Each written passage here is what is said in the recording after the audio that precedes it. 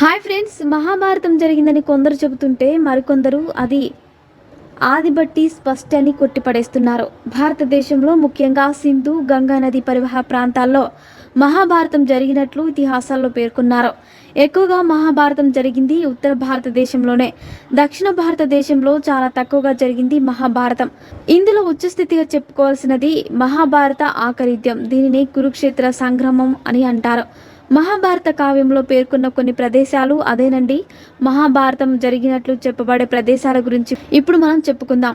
పనిలో పనిగా శ్రీకృష్ణుడి కావ్యంలోని ప్రదేశాలను చూద్దాం. ఆ ప్రదేశాలు దేనికి ప్రసిద్ధి, ఎక్కడ ఉన్నాయో ఇప్పుడు మనం తెలుసుకుందాం. ఉత్తర సరిహద్దు ప్రదేశం కైకేయి ప్రదేశ్ గురించి మహాభారత కావ్యంలో వర్ణించబడింది.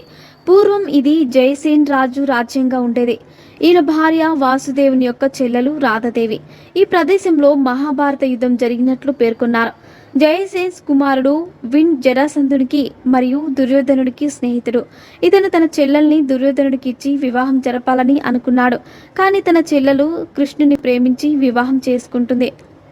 ఉజ్జయినక్ ఉత్తరప్రదేశ్ రాష్ట్రంలో ఉన్న నైనిటాల్ జిల్లాలోని కాశీపూర్ సమీపాన ఉన్నది. ద్రోణాచార్యుడు ఇక్కడే పాండవులకి కౌరవులకి విలువిద్య నేర్పించాడు. ద్రోణాచార్యుని అభిష్టం మేరకు కుంతిపుత్రుడు భీముడు ఇక్కడ ఒక శివలింగాన్ని ప్రతిష్ఠించారు. దాంతో ఈ ప్రదేశానికి భీమ్శంకర్ అన్న పేరు వచ్చింది. మనాలి నగరి పూర్వం పురాతన రాజ్యాలకి రాజధానిగా ఉండేది. ఇక్కడే దుర్యోధనుడు ఈ రాజ్యాన్ని కర్ణుడికి బహుమతిగా ఇస్తున్నట్టు ప్రకటించాడు. ఈ ప్రదేశం శక్తిపీఠాల్లో ప్రసిద్ధికెక్కింది. సతీదేవి కుడి చెయ్యి ఇక్కడే పడిపోయింది.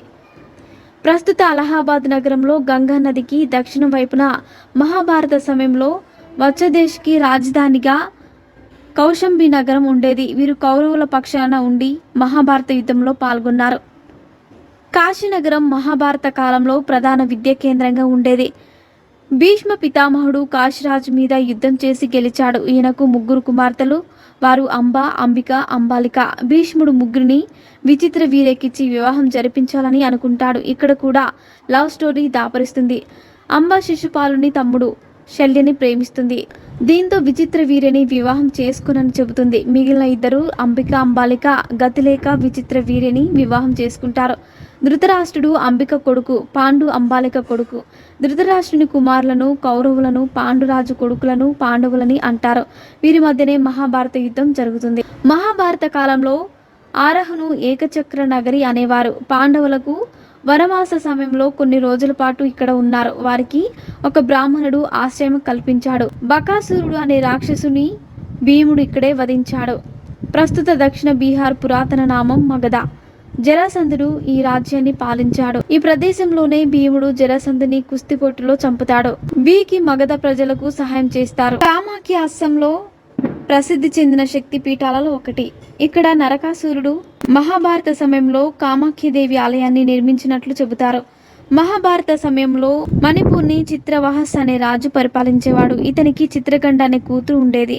ఆమె అర్జున్ని వివాహం చేసుకుని బబ్రువాహస్ అనే కుమారునికి జన్మనిస్తుంది. ఇతను పెరిగి పెద్దయ్యాక మణిపూర్ రాజ్యాన్ని పాలిస్తాడు మరియు పాండవులకు యుద్ధంలో సహాయపడతాడు. మత్స్య దేశాన్ని విరాటుడు అనే రాజు పాలించేవాడు. ఈ రాజ్యానికి రాజధాని విరాట్ నగర్. పాండవులు వనవాస సమయంలో సంవత్సరం పాటు ఇక్కడే నివసించారు. ఒకనాడు విరాటుని బావ కమాండర్ అయిన కీచక కన్ను ద్రౌపది మీద పడుతుంది. ఇది గమనించిన భీముడు అతన్ని చంపేస్తాడు. అర్జుని కుమారుడు అభిమన్యుడు విరాటుని కుమార్తె అయిన ఉత్తరాను పెళ్లి చేసుకుంటాడు.